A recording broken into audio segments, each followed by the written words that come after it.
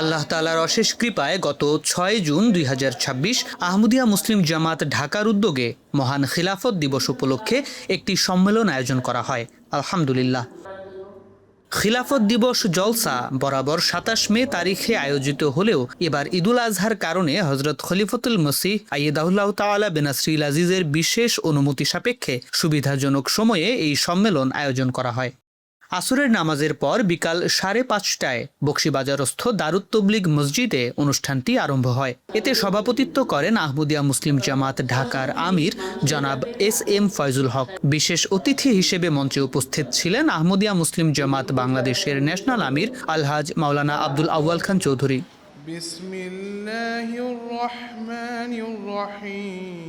পবিত্র কুরআন থেকে তিলাওয়াত ও দুররে সামিন থেকে মনোরম নজম পরিবেশনের পর আরম্ভ হয় বক্তৃতা পর্ব, যেখানে বক্তাগণ অত্যন্ত জ্ঞানগর্ভ বক্তব্য উপভোগ করেন। খিলাফত দিবস পালনের তাৎপর্য বিষয়ে খুবই তথ্যবহুল বক্তব্য রাখেন ঢাকা জামাতের সেক্রেটারি তরবিয়ত জনাব বশির উদ্দিন আহমদ। এরপর বক্তব্য রাখেন মাওলানা শাহ মুহাম্মদ নুরুল আমিন মুরব্বি সিলসিলা। তিনি তার বক্তব্যে ইসলামী খিলাফতের গুরুত্ব ও কল্যাণ বিষয়ে হৃদয়গ্রাহী আলোচনা করেন।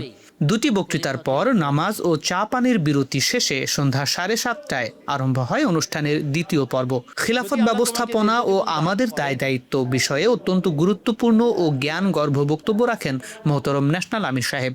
তিনি পবিত্র কোরআনের বিভিন্ন আয়াতের আলোকে খিলাফত ব্যবস্থাপনার বিষয়টি তুলে ধরার পাশাপাশি আহমদিয়া খিলাফত বিশ্বকে কি দিয়েছে, বিশেষ করে হযরত খলিফতুল মসিহ আল খামেস আইয়্যাদাহুল্লাহু তাআলা বিনাসরিল আজিজের যুগে বিশ্বব্যাপী জামাতের উন্নতি ও অগ্রগতি সম্পর্কে বিভিন্ন তথ্য উপাত্ত তুলে ধরেন।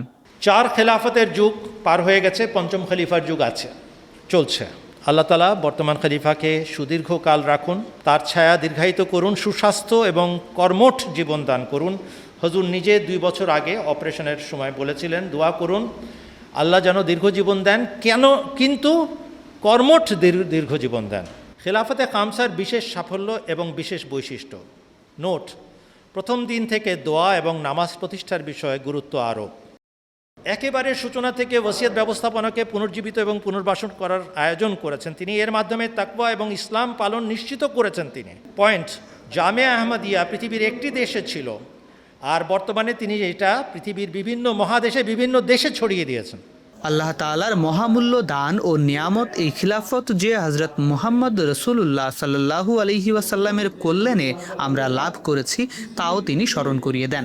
এই সব কিছু হযরত মুহাম্মদ মুস্তাফা সাল্লাল্লাহু আলাইহি ওয়াসাল্লামের কারণে। অতএব আজকের এই আনন্দের দিন, যেখানে আমরা স্মরণ করি আল্লাহ তাআলার নিয়ামতকে, সেখানে আমরা কৃতজ্ঞতা জানাই হযরত আকদাস মুহাম্মদ রাসূলুল্লাহ সাল্লাল্লাহু আলাইহি ওয়াসাল্লামকে, যার কারণে আমরা এই ৭ রাজার ধন পেয়েছি।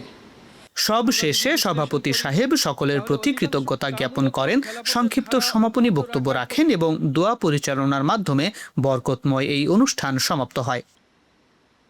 MT international Bangladesh studios.